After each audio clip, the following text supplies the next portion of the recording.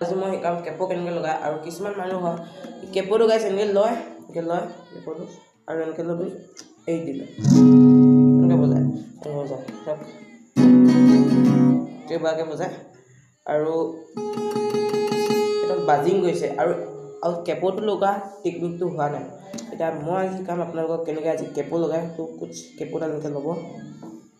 লৈ পানি এইটো লগালে ওপৰলৈ এখন ঠেলি দিব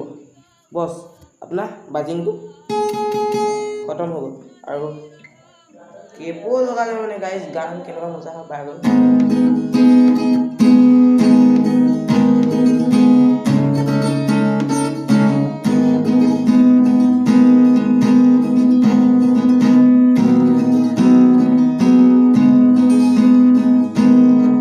এইটো কেপো লগালে মানে আল্টিমেট সং হৈ যায় তো আল্টিমেট সং